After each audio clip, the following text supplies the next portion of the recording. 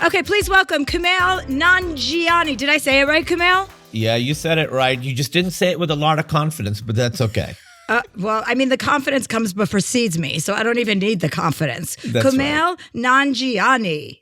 That's right. I did. Yes. Neck does that. I got the pleasure of hanging out with Kumail. We were working on something with Kevin Hart, you know, that little nugget who just got nominated for a Golden Globe, by the way, for his stand-up special. I can't think of anyone who deserves it less.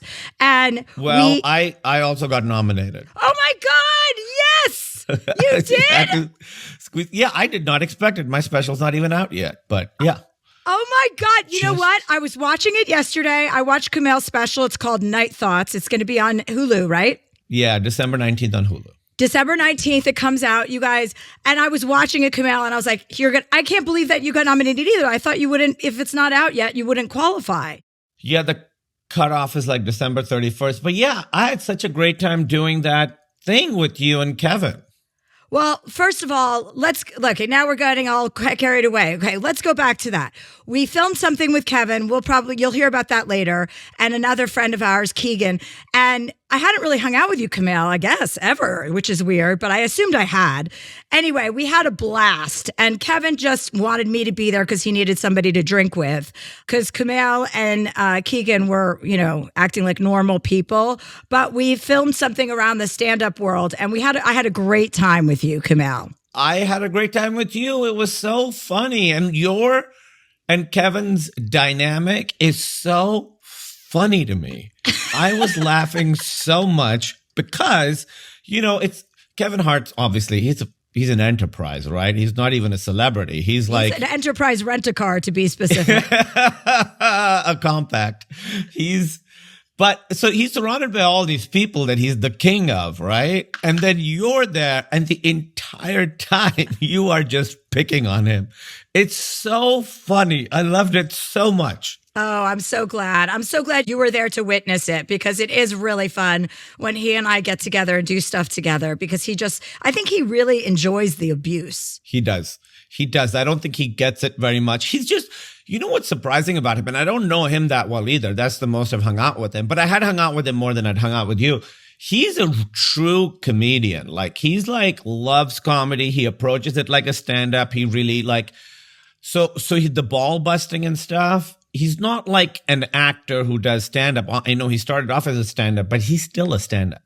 Yeah, he really respects the art of stand-up, and he really wants other people to succeed in stand-up. He enjoys watching it, and he'll spit. When you see this project, you'll see him watch comedians and then spit back out their material to him. It's really I was impressed actually with him that day, and that doesn't happen frequently. So that was fun. But let's get back to Night Thoughts, your stand-up special, which is just nominated for a Golden Globe. I didn't even look at the list. I just saw Kevin posted to congratulate himself. So congratulations to you, Kumail. And when I was watching it, I was like, you should definitely get nominated. Because A, you're so fucking funny. And you're so funny in a non-bro-ick way. You make everything. Listen, I'm not into cats at all. I don't want to see them or talk about them.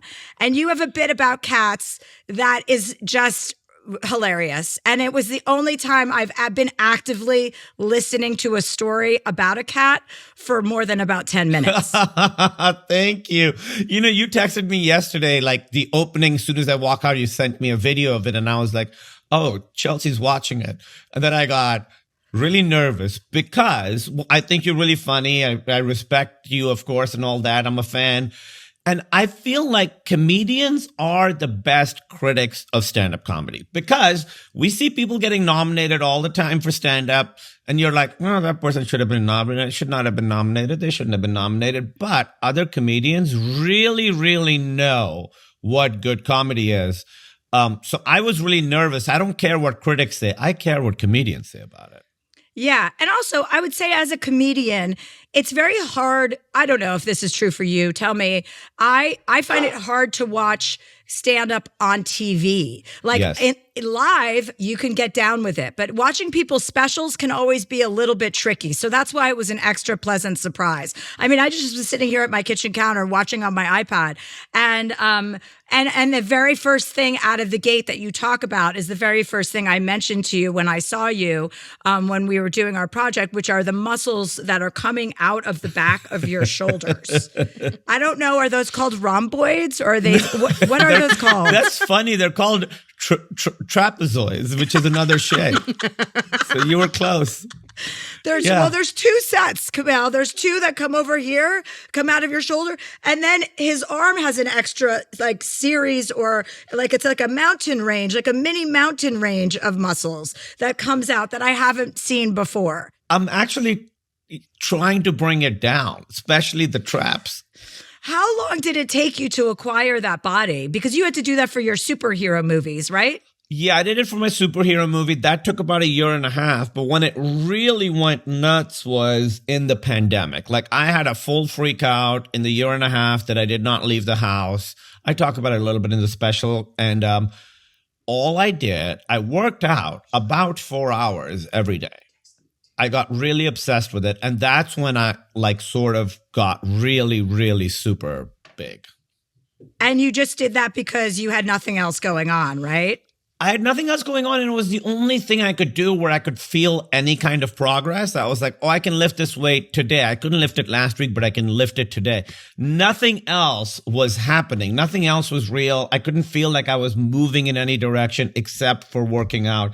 It's really the thing that kept me tethered to sanity. I understand that because you do address this a little bit in your special, not related to the muscle building and working out, but in being like nervous for your wife because she was, she was immune compromised during COVID. But I understand that too, because isn't it interesting? And not to sound like a gym rat, but I just want to say I am from New Jersey, everybody. So we already know this.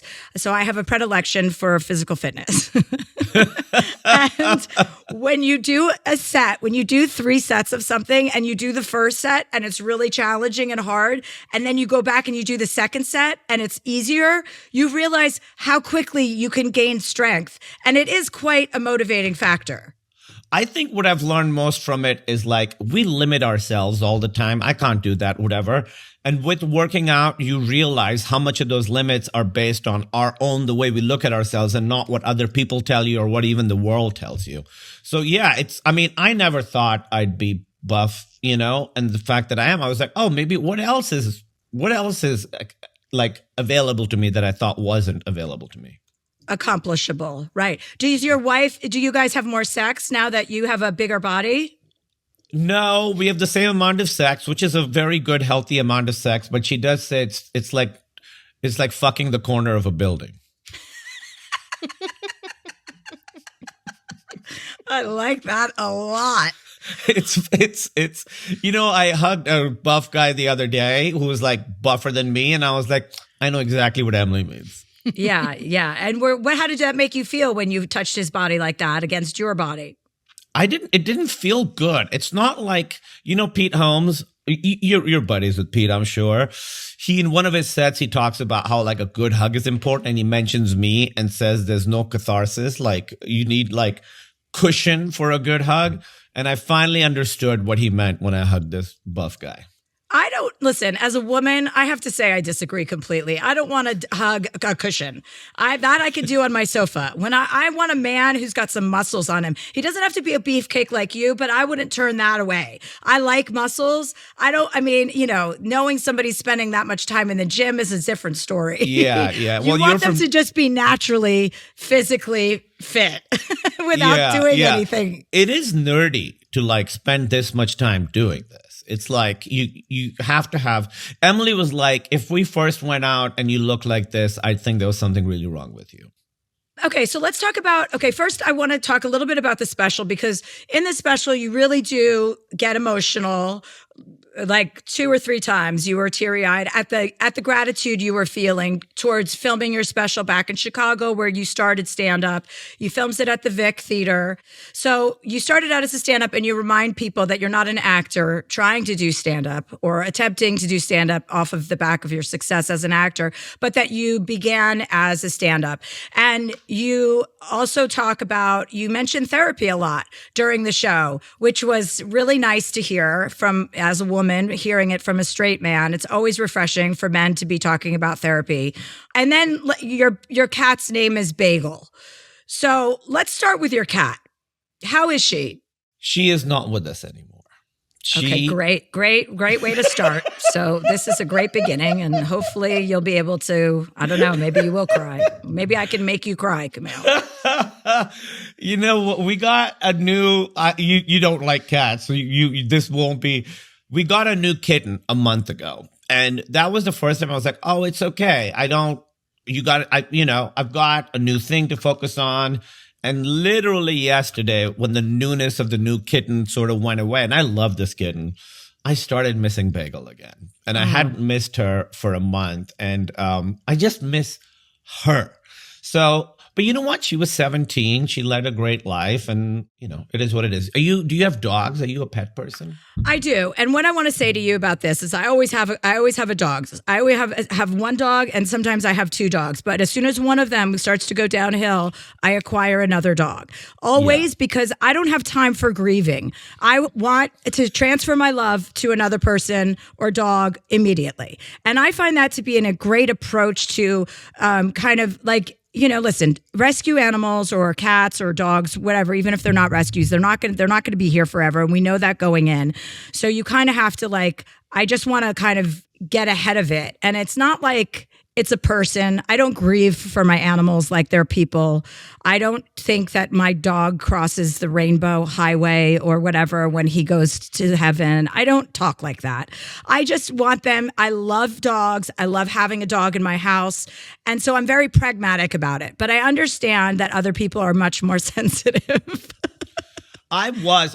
She's the first pet I ever had. And Emily and I have been married 18 years, and she's been with us 17 years. So it was always the 3 of us, So, yeah, and I'm with you. I don't think people will be like, oh, she's still with you. I'm like, she's not with me. I remember her. Her memories are with me, but there's no spirit that's around. So I completely agree with you. I was talking to Emily yesterday. I was like, we should wait a few years and get another cat, just exactly for the reasons you're mentioning, so that we have another cat after this one decides to go. You didn't cry? You don't cry when your dog dies? Oh, I cry, but I don't mourn. My last dog was actually a really ugly kind of death. And I'm sorry. Thank you. And I cried. I took her to the vet. It was awful. It was dramatic. And it was like a 3-day event, but I was able to recuperate pretty quickly. And I also had this new dog, a new puppy that I had rescued. So it's a good buffer, but I just do want to say on behalf of Bagel, because I feel like I speak for her now, that tribute you made to her in your stand-up, this is a beautiful way to go out. And it's a beautiful bookend to your love story with Bagel. Oh, thank you. Yeah, the way it happened was so weird. I was in New York doing this play. And, Mary, right? Oh, Mary, yeah. Really, really. Have you seen it? No, I have not seen it. Sorry. Yeah, I've seen it. I saw it I think maybe just before you were in it, but I saw it with Titus. It's really, really funny. And I just loved being on, you fucking kill every night. You get a standing ovation, and it has nothing to do with you. It's incredible. You're like, I'm literally just saying the word someone else wrote, and you think I'm a hero. It's so fun. But the weird thing was, we've had her for 17 years. She's such an important part of our life. She passes away Saturday morning. Emily has to fly an hour later back to LA to get a monthly treatment she has to get for her autoimmune condition. And I have two shows that day. So my cat dies at 9 a.m. I'm on stage at 3 p.m. and then again at 8 p.m. And without Emily, and I never imagined it would be like that. I thought when she would go, Emily and I would cocoon and be with each other for 2 weeks. And we didn't even see each other for another week. So it was really, really intense. And I had this feeling, this is weird. As I was doing the first show, like 4 hours after my cat died, I was like 10 minutes in and I wasn't really feeling it. It wasn't going well. And I was like, you know what? This show is my tribute to Bagel. I owe it to her to be funny today. And then that went great. And then the second one went great. Because of that, I was like, I'm doing this for her. And then Sunday was terrible. I was terrible both shows because I'd spent all night now alone in an apartment without my cat or my wife. And I was just miserable. Oh, well, it's nice to know that you're so sensitive, Kumail. I like that about you. Well, you know what I realized? This is interesting. I realized I'm the same person I was when I was 14, and I always hated that part of myself. I hated how sensitive I was. Like, my feelings would get hurt all the time, and that's not how men are supposed to be, you know? It's not what strength is. So, and I was very aware of it. And all through my 20s and 30s, I was like, I'm a different person. I've gotten over that. I understand now. I'm stronger. I'm cool. I dress cool, all this stuff. And I realized only a few years ago, into my 40s now, I'm still the same guy I was when I was 14. I'm just as sensitive as I've always been. And it's not good or bad. It's just what it is. And I have to accept it. I have to accept that my feelings get hurt very easily. And I have to acknowledge that, because trying to like get past it has not worked for like fucking 30 years now. Well, so tell me what it was like when you were a kid growing up. Like, what were you able to communicate with your family and like have this kind of emotional conversations, or was that a no-no in your house? It was a no-no, but I think it was self-limited. Like my parents were not like that. My dad actually is a very emotional guy and always has been. And I've seen him cry, you know, like I know people like my wife was like, I've seen my dad cry twice, when his mother died and when his wife died. I've seen my dad cry hundreds of times. And when I was a little kid, I really hated that he would cry. I was like, oh, my dad's a pussy. I did not like that he cried. And he was always very affectionate. Like he would kiss us and, you know, was very like emotionally very, very communicative.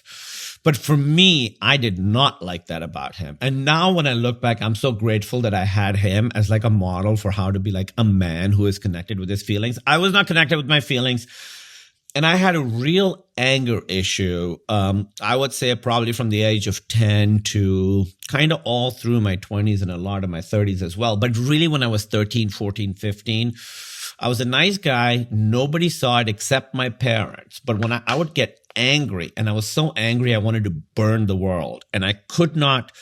It was this horrible feeling of being completely out of control. And I think all of that came out of not being able to address the fact that I was sensitive, that my feelings got hurt very easily. And that anger was something that I really didn't start working on until I was in my 30s, when Emily and I were together, and sometimes we'd get into fights and I would just go to this place that did not feel like me. And what I had to do was I would feel like I'd have to get to the point and say the thing that you cannot take back. And then that would break it. It would break the spell. And then I would feel awful. And the guilt would be just like punishing myself for what I said. And then, so it was like this cycle I was in. And it wasn't until like, you know, a few years ago in my 40s when I really started, late 30s, actually, I would say, mid to late 30s, when I started like trying to be like, and it started in acting class. I was taking an acting class and I was like, oh, there's a lot more in here than I realized. And I need to start excavating it, because I owe it to Emily first, even before I owe it to myself. Yeah, it's so nice to hear you say that, because I can relate to that. Like it's kind of unskilled emotions. Like you don't know yet what you're dealing with, and you address this in your special too, which is really beautiful moment. And don't get confused with beautiful moments in a stand-up special. They're allowed for our listeners. Like I love that. I love that it's, you know, not just all joke. It's plenty funny with a lot of like feeling in it and a lot of messaging that needs to get through. But I think, you know, you're talking about a cycle of anger, whichever, you know, so many people have, and it can escalate to a level where like, that's the same cycle as an abusive person. You know, when somebody's abusive physically, they get mad, then they pop, and then they're overwhelmed with guilt, and they come back and they're apologizing and they're so sorry. But it's something that everyone can relate to. It's just different, varying degrees of anger and how you express it, and then finding out finding out from a therapist that your anger is really fear or sadness. It's like the jacket that your fear or sadness wears to protect itself. 100%. So this is something that because I always think of you as like, you're like a badass, strong person, right? Like I've never thought of you as someone who was soft or anything. Is this something that you've sort of figured out about yourself too? Yeah. I had like a real break at like when I turned 40, I was like, ugh. I was so angry. And it was like Trump got elected. So it was like I had some place to place my anger. Right. I was like, that's why I hate this world. This is it, But really, when I delved into therapy, I found out it was a lot about my childhood. My brother died when I was really young. Oh my God. I had delayed grief. I had never spoken to anybody or anybody that could really unwrap that with me. So I learned very early on that my emotional outbursts, much like yours, were just me being scared or me being really sad and not feeling comfortable with expressing either of those emotions. So you find the emotion you are comfortable with. And for many of us, it's anger, because then you're like, oh, okay, well, this is still protective. I'm protecting myself. But it does feel like shit after you lose your shit. It does, because anger is facing outwards. You're like, instead of dealing with your own sadness or fear, you're like directing it outwards. That's something. And I've noticed this a lot on social media. Obviously, there's a lot wrong with the world, and there's a lot of like righteous anger that should be directed at it. But I see certain people that I'm like, okay, the target is right, but there's a lot more going on with you right now. Like, this isn't just about politics or whatever we're headed or whatever it is. Like, there's stuff inside you that you need to deal with and you've decided that it's really about this thing, but it's more about you. Yeah, I would say that's an astute observation as well, because, you go through, like I went through like a jaunt of therapy that was like 2 years intense. And then after that, I was like, okay, let me take a break and try to absorb all of this and like apply it to my life so I can like soften my edges and be more of a whole person rather than just kind of coming across as like this bulldozer and strong.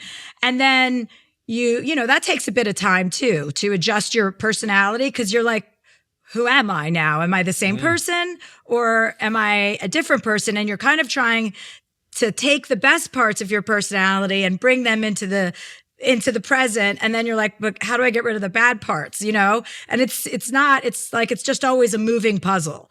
But yes, that's very well put.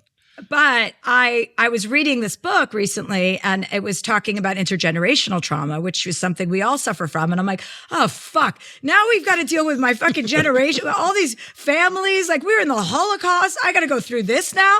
I'm like, intergenerational trauma, that's too much for us to deal with in one lifetime. Yeah, that's not my shit. They should have dealt with it. That's the other thing you realize is like, how much we get from therapy, and then realize like, my parents have never had this once. They've never once had a therapy session. And it's like, we'd all be so much happier if you guys were able to do that. Like my dad, who's absolutely wonderful, really in touch with his feelings. But there was like I mentioned, this car accident that he was in.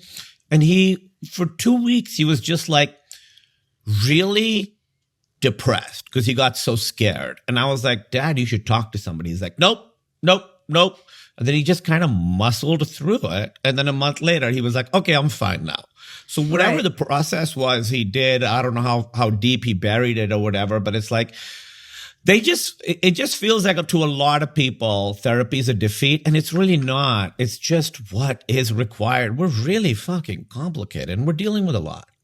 I know, and we're dealing with a lot, but there's been so many generations that have come before us that never dealt with anything. So the argument that we have to deal with it is kind of like, well, why? Maybe I could just go through my life and not deal with anything and be a miserable son of a bitch for the last, 20 or 30. Like my dad, his last 15, 20, 30 years, he was just angry.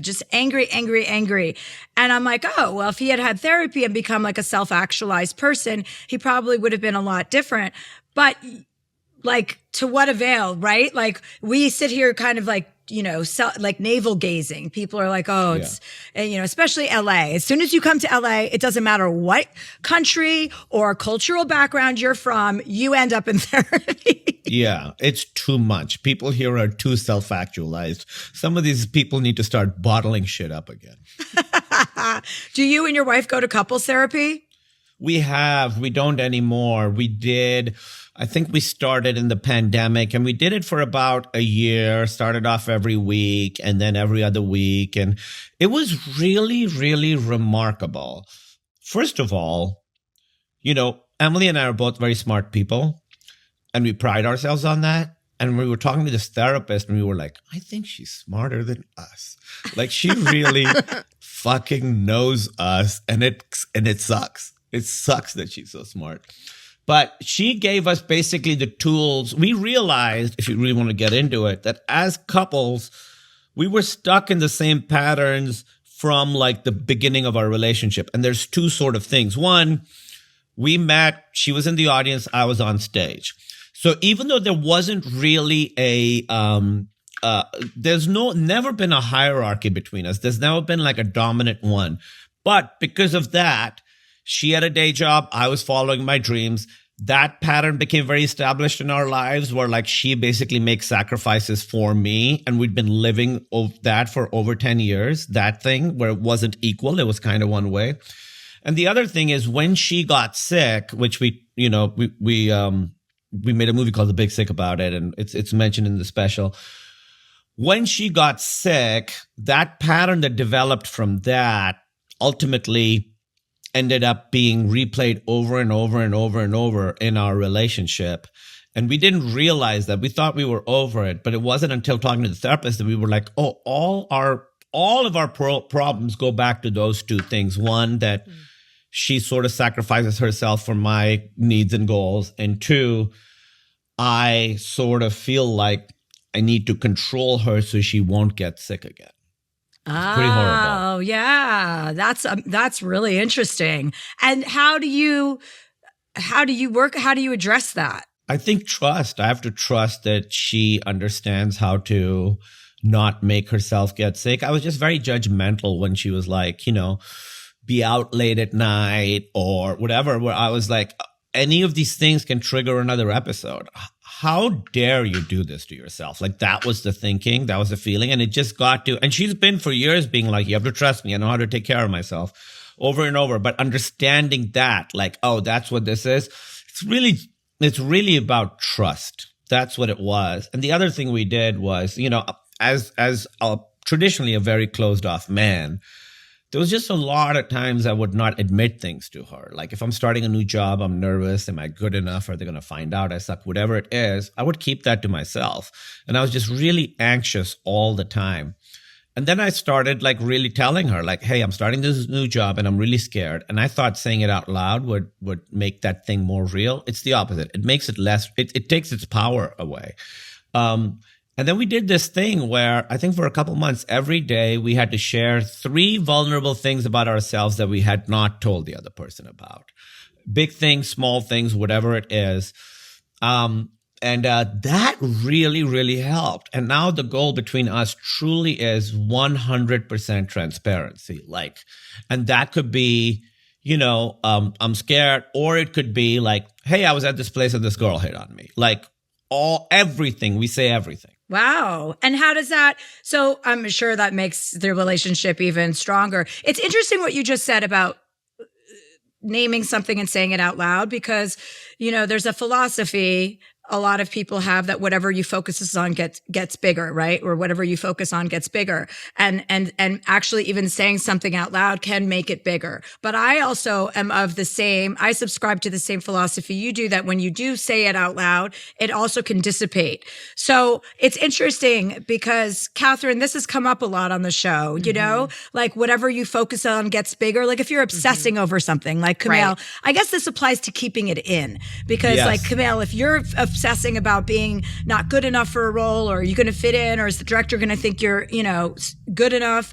If you're focusing and hyper focusing on that, then that will get bigger and you will it will impact your performance. But I guess by saying it out loud, there's like a way that you can release that. Yeah, and you're inviting another voice into the conversation because otherwise it's not silence. It's you talking to yourself, my self-talk towards myself has traditionally been so negative. Like I heard someone else say this, like if my friends talk to me this way, I would not be friends with them anymore. And so it's not silence. It's a dialogue. It's a monologue. Just me saying all this shit to myself, inviting another voice into it to counter that was really, really helpful because she can bring perspective, Yeah. So talk to me about your two other projects. You have a movie, Ella McKay, and you have a TV show, Fallout. So Ella McKay is a movie directed by James L. Brooks, who's one of my favorite filmmakers. I mean, Terms of Endearment, Broadcast News, as good as Terms of Endearment is my favorite movie of all time. There is no way to get through that movie. It's like watching Hamnet. Have you seen Hamnet yet? Not yet. Oh, God. I mean, I just love when something makes me bawl. Yeah. I was watching it. I'm up in my house in Whistler, and I was watching it last night, and I was just bawling on the sofa, and my dog Doug kept coming over. But I love crying like that. It's such a release. It really is, yeah. Terms of Endearment is the same. There is no way that hospital scene with Deborah Winger saying goodbye to her children that you can keep your shit together. And if you do, you're fucking evil. That part where the son is angry and she's telling him like, I know you love me. You're going to beat yourself up over this. Don't. You're being shitty to me right now, but I know you love me. That's such a cry right now. I know. I asked Jim, the director, about it, and he's like, that scene is why I made the movie. So I could film that scene. Yeah. It's beautiful. And so he directed it, and it's got a wild cast. It's got Albert Brooks and Jamie Lee Curtis, and Emma Mackey plays the lead, and she's phenomenal. Jack Loudon, Woody Harrelson. I don't know if I mentioned Jamie Lee Curtis. Anyway, it's incredible cast. I have not seen the film yet, but that one was just like, got to meet a bunch of my heroes and really, really, really exciting. And then Fallout is a TV show based on a video game I love, and I love the first season of the show. I'm in season 2 for a few episodes, and the creator of that, one of the creators of the TV show was a guy who wrote for Silicon Valley, and before that he wrote for Portlandia. And I just made this decision a few years ago where I was like, I'm just going to be shameless about this. I watched the first season, I texted him and I was like, hey man, I love the show. If you ever got anything, let me know. I just asked people directly that I want to work with them. And then a couple of weeks later, he just called me and he was like, hey, I got this part. He pitched it to me. He's like, do you want to do it? And I was like, yeah, I'll do it. And that's what that was. Really, really fun. Oh, wow. I like that. Yeah, I like asking people directly, too, for things. It just cuts out the middleman. Yeah, and then if they don't want you in it, they won't put you in it, and that's fine, too. Do you feel like since you've been in this industry now for a good amount of time, do you feel like you've gained a lot of confidence? Oh, what a good question. I've never felt confident. I did this show years ago, and one of the other guests was like, and this is going to sound like a negative question, and it wasn't. She was like, how are you so confident? And it does sound negative. I was like, oh, I guess that's something I project. And at that time, especially, I did not feel confident. I just sort of seemed confident, I guess, because so much of my life was like, it sort of comes from wanting to be a man and not feeling like a man. Like I changed my walk, I changed the way I talk when I was a little kid. Like I wanted to be more manly. So I think it sort of comes from that. I feel more confident now in the last few years, I've learned that like I was saying earlier, the limitations I've put on myself were just exactly that. I'd put them on myself. And I've grown more confident in my ability to learn things and to learn things from the people around me, So I would say that's really, it's not confidence. It's I trust myself to be able to pick things up because I know I can work really hard. Like I've always had that since I was a little kid. I was like, I'm not the smartest. I'm not the best at sports. I'm not the best looking, but I can work harder than anybody else. And so that's kind of where I guess confidence comes from, is my ability to learn and my desire to learn, and also just knowing that I can work really hard. And your traps, and they come from your traps. Yeah. And we're going to take a break, and we're going to come back and do some calls with Kumail Nanjiani. And we're back with Kumail Nanjiani. Let's go, Catherine. What do we got? Okay, well, our first caller is Dylan, and he's 28. Dear Chelsea, I started dating this guy this year, and things have been going great. I drive an hour and a half multiple times a week just to see him. I never ask for gas money or anything, and I do it because I genuinely care about him. He always tries his best to make me happy and constantly tells me he loves me. Until today, I felt the same. I brought my dog over to his house, which he said was totally fine, but when we arrived, his entire mood suddenly shifted. He got all quiet and weird, and suddenly he started telling me that my dog was no longer welcome in his house and that he's interrupting his space and peace. I immediately left. There are some cultural differences between us, but my dog is my best friend and has been with me through everything over the past 5 years. My dog is not going anywhere. Is this a deal breaker? P.S. I'm a people pleaser learning boundaries. Thanks, Dylan. And Dylan, I think, has some updates for us, too. Hi, Dylan. This is Kumail Nanjiani, our special guest. Hey, nice to meet you guys. Thanks for having me. Sure. What are your updates? So, okay, I found out he's been married for I don't know how long. He never told me. But he told me 8 months in, and I was like, why do you tell me now? And he was like, oh, you seem like you're level-headed. And I didn't go off like I normally would. I've tried to grow, as I get older. But I was like, why wouldn't you tell me? And he was like, it's not a big deal. Why are you mad? What? Wait. Had he been married, or he's married now? He's still married technically, but it's for he says it's for documentation. But he kept it a secret. So I'm like, if we're being honest, which we told each other in the beginning, that's what we're gonna do. I was like, that's a big thing that you should tell me in the beginning. You know what I mean? Yeah, I had the balls for him to be like, why are you upset that I'm married and didn't tell you? Yeah, and he acted so nonchalant about it. And I was like, that's a huge thing to me. Because I've been nothing but honest with him. Well, it's a huge thing to anyone. Yes. Absolutely. Him being nonchalant about it is him trying to dial down your reaction to that. Yes. He wouldn't validate it. I'm married. I also, have STDs, just herpes. It's just throwing something under the carpet. I have a follow-up, 2 follow-ups. Yes. You said cultural differences. What do you mean by that? He's Punjabi. Oh. I was going to ask if he's Indian or Pakistani. So there's a couple things there. One, at least Pakistanis, we don't have dogs as pets. That's right. Very, very rare. And I grew up with dogs on the streets of Karachi, rabid dogs chasing me. So I was scared of dogs and did not like dogs until I moved here, and then a few years ago. And now I love all animals and I love dogs as well. It took a while to reset that relationship. And so I think for specifically the dog part of the equation, it's just he needs to understand and get over it, because it's not coming from him. It is genuinely a cultural thing, and that stuff takes some deprogramming. Another big thing is he works 7 days a week, 13 hours.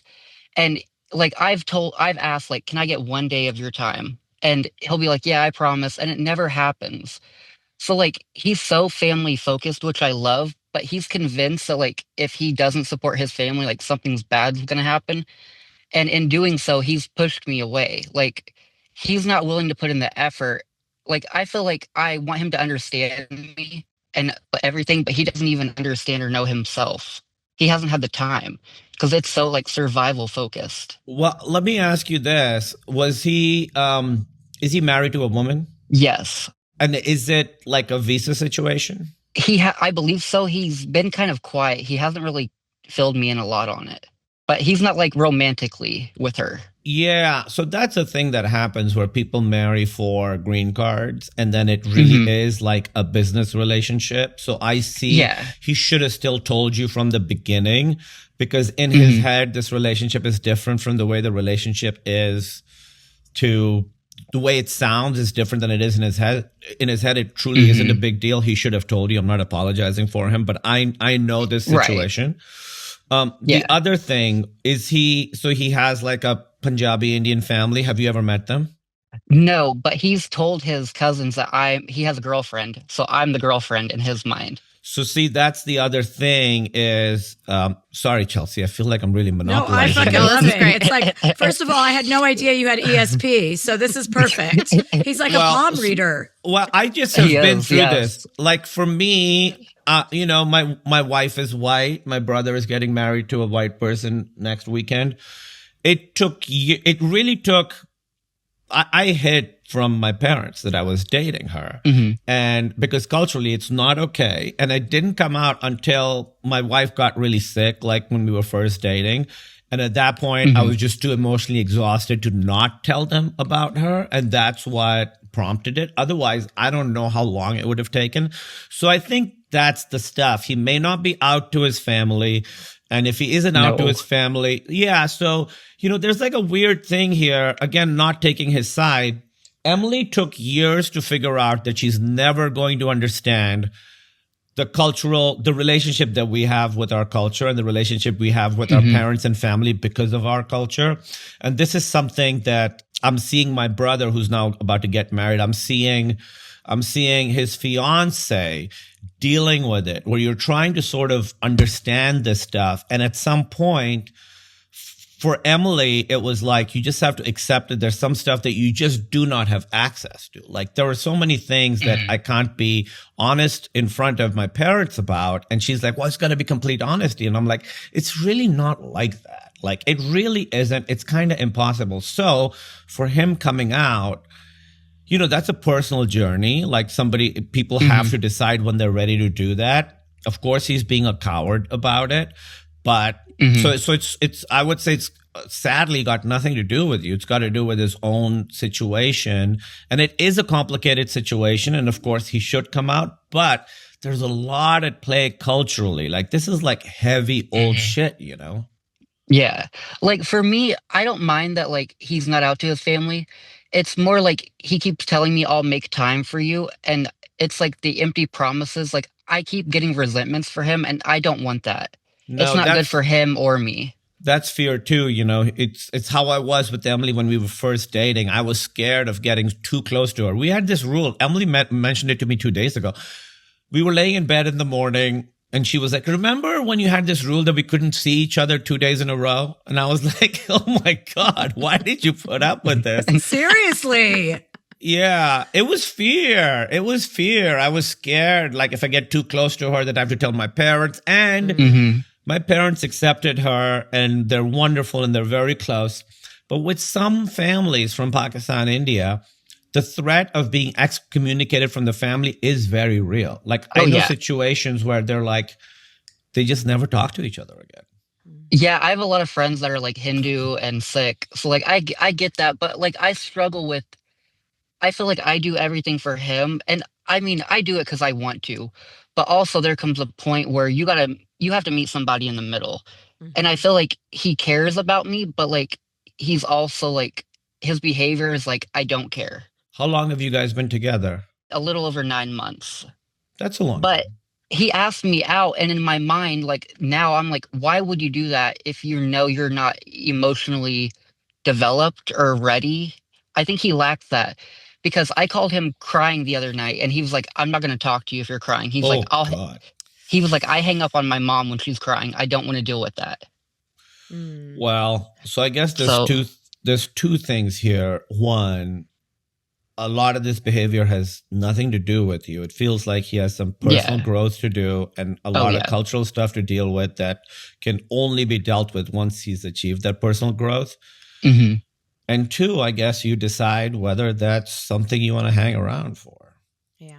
Like, he's such a good person, but I don't know how much I can deal with more. Listen, Kumail has shed a lot of light on this, a lot of light that I would not have been able to shed. So I'm very grateful that he's here to help you today. Me too.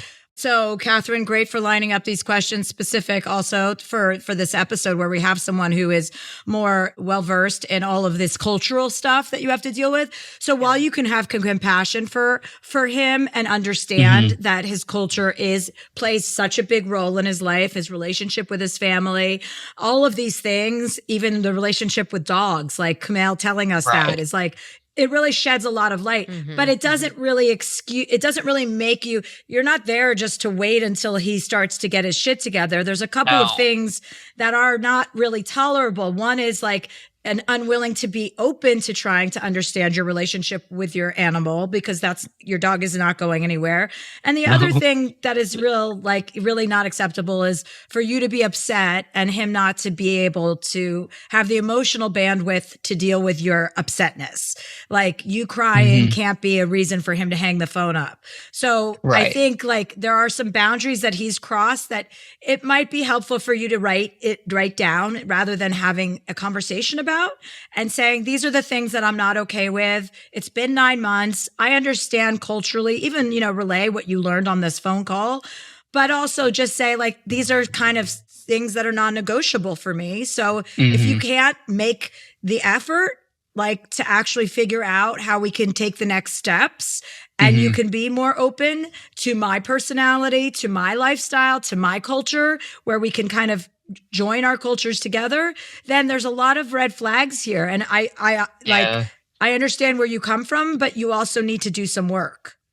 Yeah, I need to get it together. Because not you, him. He needs to get it. Yeah, true. But you do need to get it together too, because you're letting somebody be craven around you, like cowardly, and you're letting them cross into your emotional space, and it's not making you feel good. So you have to actually set a boundary, and if he can meet it, great. If he can meet it and say, okay, I'm ready to do the work, this has been 9 months. We've been, shown that we have a lot to work towards and build on.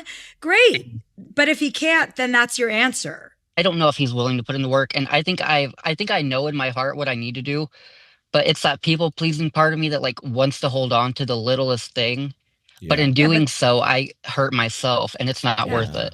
Yeah, you have to be like you. If you're not advocating for yourself, no one will. So you really have to prioritize yourself in every relationship that you have, to be the best, to be the most honest, to be compassionate, to be empathetic. All of the things that you're bringing to the table, you need returned. I was going to say, I mean, him not being able to talk to you when you were crying he's terrified of his own emotions. Obviously, he doesn't know how to deal with that. That can come from cultural stuff, but like Chelsea's saying, part of me, when I became a grown-up, one of the things, and this is not applicable to your current situation, but I realized like, just because I know, this is again, not to your situation, just because I know why someone sucks doesn't mean they don't suck. So for instance, I would see someone who was a dick and I'd be like, oh, it's because you're like scared of this other thing. Doesn't matter. You're still affecting me the same way, and you got to deal with your shit. And I look at every relationship I have in my life, romantic, friends, whatever, very practically. I look at it and I think, am I putting in more than I'm getting out of this? And obviously there are times where your friends are going through the thing, and there's an imbalance, and that's totally fine. But overall, I've ended friendships because I'm like, it's been years and I've just put in more than I get out, and I just have to end this friendship. And I think it's extra true for romantic situations. Yeah, no, I completely agree with you there.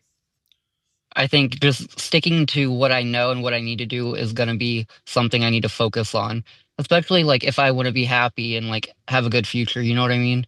Absolutely. You set the standards like for how people treat you. So I really would advise putting in an email, and really just a thoughtful, explanation of where you are and what you expect. And if he can't deliver it, no problem. But we're not going to continue in a romantic relationship.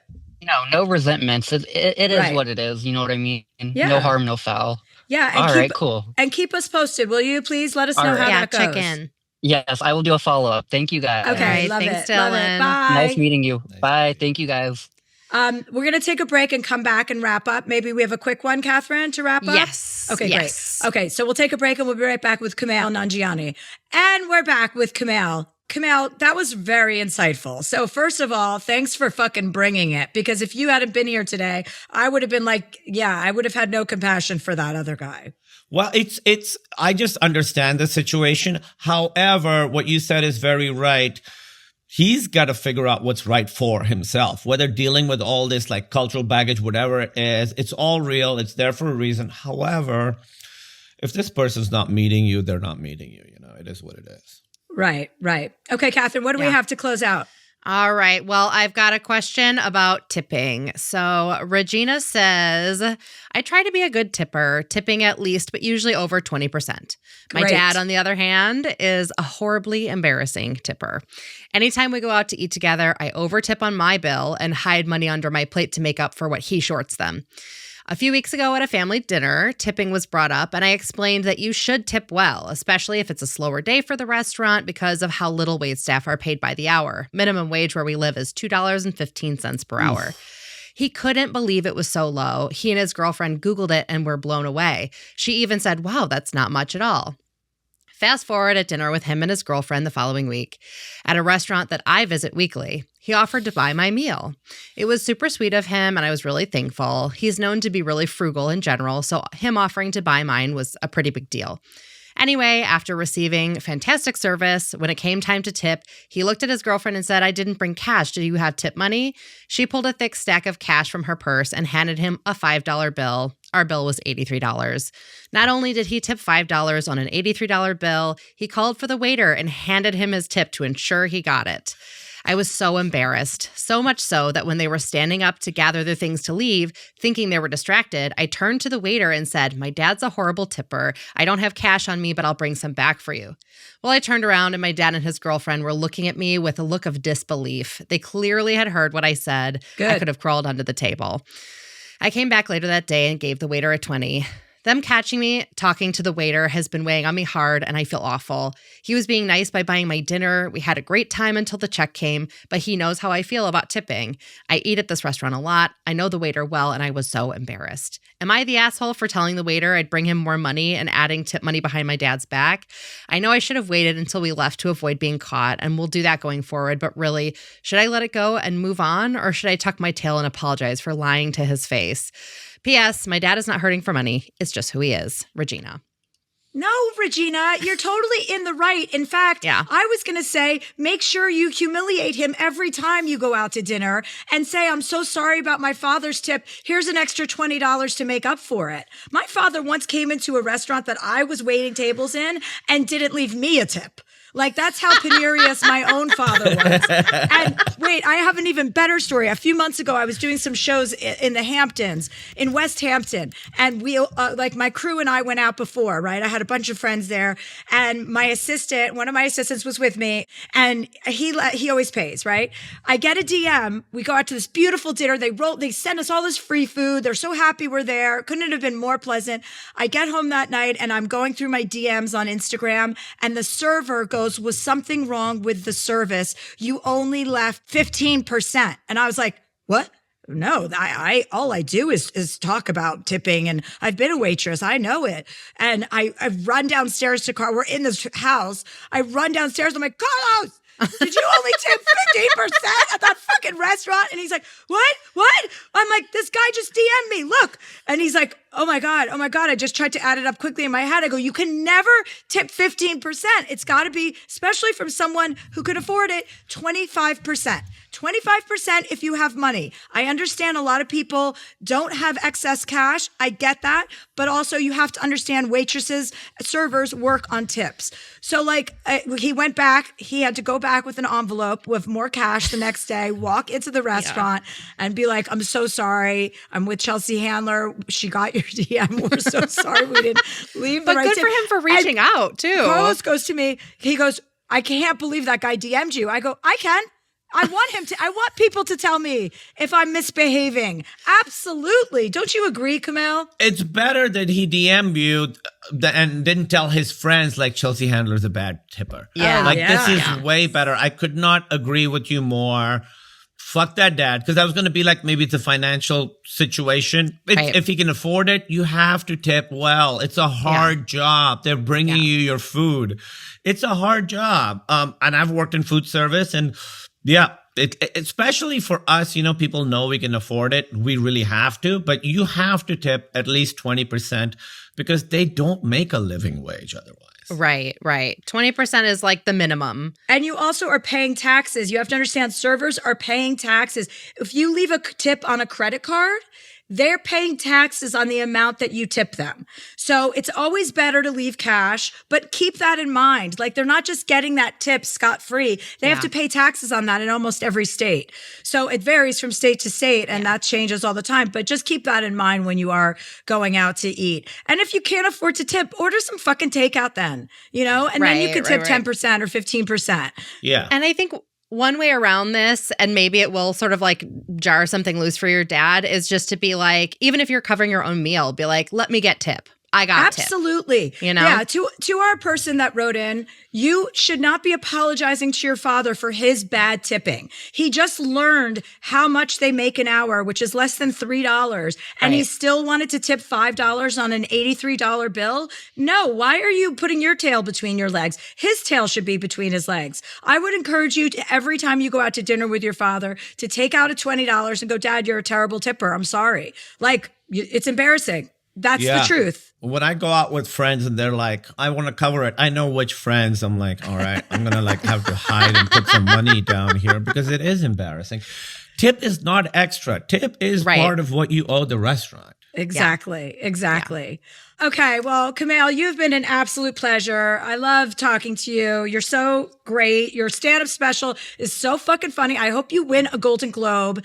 It's called Night Thoughts, you guys. It's on, you can watch it on Hulu. You can watch it on Disney, Hulu, either one. And then he has a show. Did I say, I think you corrected me. Fallout. Fallout. You were right. Fallout. Fallout, but then Ella McKay? Correct. Mackay. You said Mackay, but I think it's McKay. I think you're right. I think so too. I think so too. Okay, Kumail, have a wonderful, wonderful day. And please extend my good wishes to your wife too. You guys are a cute, cute couple. I will. Thank you. This was such a joy. Oh, love it. Okay. All right. Have a great day. Thanks, Kumail. The word of the week is predilection. Noun. An established preference for something. Your mother-in-law has a predilection for sticking her nose where it doesn't belong. Predilection.